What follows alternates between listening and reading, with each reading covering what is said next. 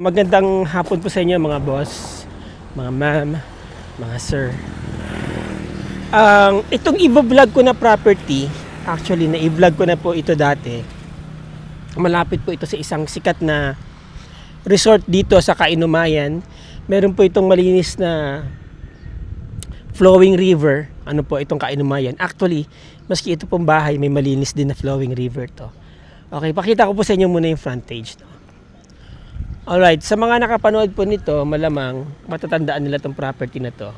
Yan po yung welcome pergola ng Kainumayan or ng lugar na to. Welcome Botolan yata, discover Botolan, yours to discover. Yun yata yung nakalagay dyan. Tapos, nandoon po yung Kainumayan. Yan makikita nyo dyan sa drone, malapit lang, no? Malapit lang po dito sa property.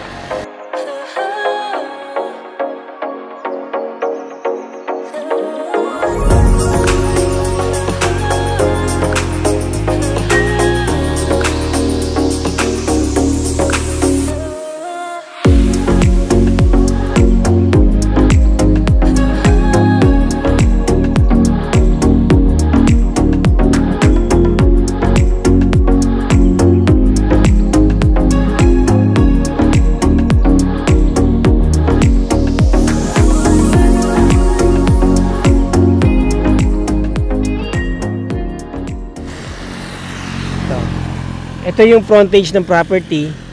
So, gaya nga nung dati, wala naman pong masyadong nabago. Maluwag po yung kanyang access papunta dito sa loob. Ano po? Ito pa lang tulay na pinagawa nila. Malaki na pong ginastos sila dito. Pati itong, ito namang daluyan ng ilog or anong tawag dito? Irrigation. Ano po?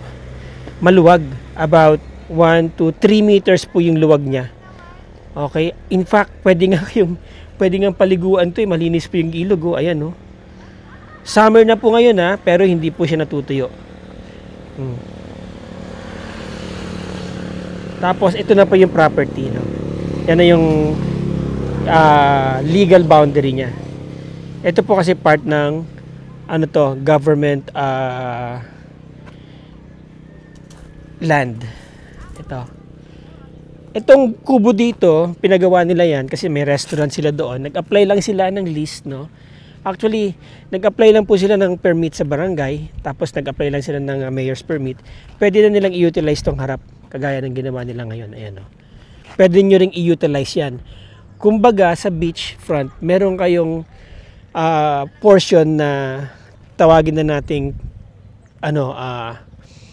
accretion, 'di ba? Parang accretion or parang easement nyo to.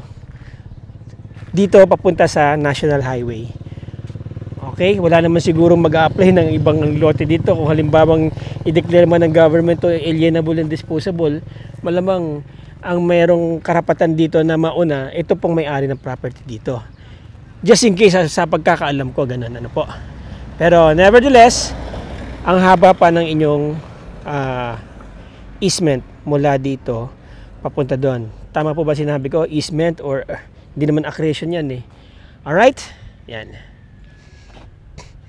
Okay, so ang linis talaga ng tubig mga boss, mga sir. Ayan, o. Kita nyo, malinis talaga, no? Okay, so yun na nga. Maganda yung approach niya, no? Mataas dito, tapos pababa na naman dito sa property. Okay. Now, kaya ako nire-vlog to mga boss, mga sir, kasi meron pong change ng price, no? At saka ng offer. Now, itong bahay na to, nakatayo po ito sa 500 square meter lot. Mula dito sa frontage. Alright? 500 square meter lot. Kasama ba yung na yun, ate? Kasama yun sa 500 square meter? Kasama yon. So, nasaan ang muhon po nito? Pwede. Po ng so, pahaba pala to? Pahaba. Naman po yung start ng Doon sa bakod, nakadikit? Hindi. Sobra pa.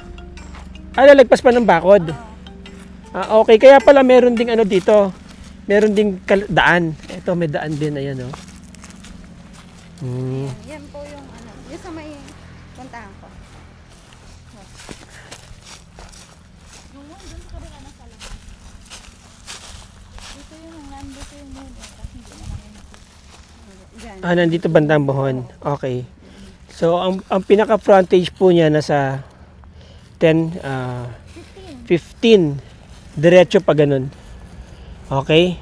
So, yung width niya, 15. Kung 500 square meters po ito, nasa 30, more than 30, mga 33, ganun, ang kanyang length. Ano po?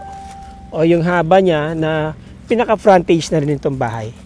Okay, but since kung halimbawa ito lang kasi ang bibilihin, ito na po yung magiging frontage ng boundary ng property. Okay? Sana hindi kayo naguguluhan. Alright. Now, ito po yung bahay. Yung area na yan sinasabi ko is selling for 3.5 million. 3.5 M? Tama. 3.5. 3.5 M. Okay. Now, ilalagay ko po yung link nung video ko sa property na to para mapanood nyo po ng kabuuan kasi medyo mas detalyado po yung aking presentation doon para hindi na po ako iikot para makita ninyo pati yung kabilang bahay. Kung bibilihin nyo po siya ng buo lahat itong property na to, which is nasa ilang hektarya to? Which is nasa 1 hectare. Dati ang presyo po nila is 23 M. Ang price nila ngayon po dito sa property, ayan, ay 17 million na lang. From 23 million, 17 M na lang po siya. Nakabakod yan hanggang doon. Mahaba ang property, ano po. Ang frontage niya mahaba din. Alright, so maraming mga tanim.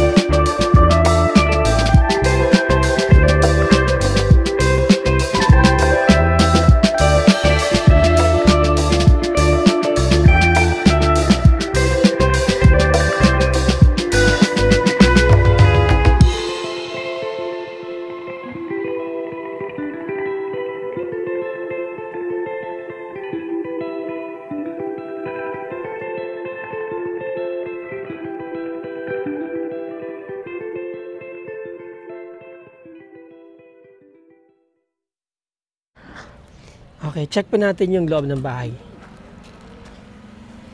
Sliding door, gaya ng dati. So, ganun pa rin, no, na-rearrange. Last time kasi hindi natin nakita yung mga rooms, no? But this time, yan, makikita natin yung mga kwarto. Meron siyang 3 bedrooms. Okay. Then, meron siyang common toilet and bathroom. Ito na nga. Yan. Exhaust, ang laki ng exhaust niya. Okay. Service panel. Naka-tiles. Enclosed shower area. Maluwag ang CR. This is about 2.5 by 4 ang kanyang, so 10 square meters ang kanyang CR na po. And then ito, medyo malawag yung kwarto dito. Ayan. Mga nasa 16 square meters po yung property. Parang 4 by 4 siya. Alright? May mga sliding windows, yan. And then kitchen, dining area, para siyang bachelor's pad, ano? Parang condominium style. Yan. Tapos ito, mga kwarto ng kids. Alright? Ayan. Mga nasa 10 SQM siguro yan, or 12. And then ito rin. So, mas maliit ito kaysa dito sa kabilang kwarto. Kung ito nasa 12, ito I think nasa 10. Alright? Yan. Okay. And then yung CR, I think nasa ano to? Nasa 8 lang siguro to. Okay, anyway, yan. Cute yung bahay, ano po, napakaganda. At bago pa po ito, bago rin ang pagkakagawa nito. Hindi pa po ito, wala pa yatang 4 years itong bahay na to. Okay? Yan. So, there you go. By the way, ito yung kanyang source. Again, yan yung source ng kanyang pump. Alright? May fence na rin dito sa gilid, ano. Yung kalsada na yan, again, sabi ko nga, dire-diretso yan doon sa isang farm doon. Private road po yan. Kaya hindi nyo pwedeng i-utilize yan.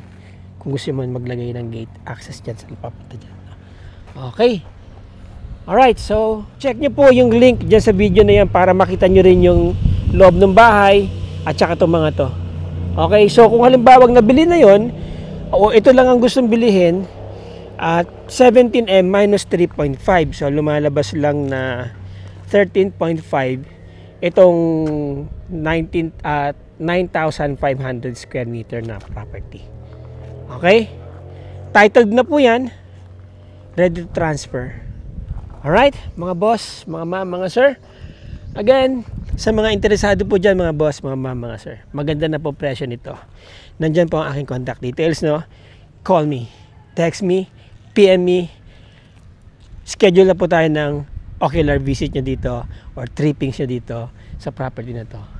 Again, mga boss, mga ma'am, mga sir, maraming salamat sa inyo. Maraming salamat sa inyong oras. Check nyo po yung link dyan sa description para mapanood nyo yung coverage ko dito, yung full coverage ko dito. Okay? Again, till the next video. Ciao.